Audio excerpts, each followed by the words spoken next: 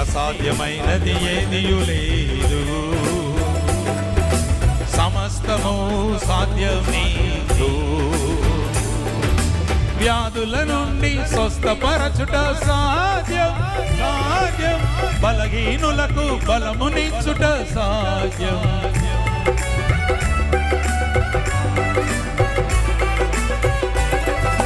వ్యాధుల నుండి స్వస్థపరచుట సాధ్యం, బలహీనులకు బలమునిచ్చుట సాధ్యం. నీకు సాక్షి అయిన దేవుడు లేనే, దేవుడు జగమున లేనే లేడయ్యా.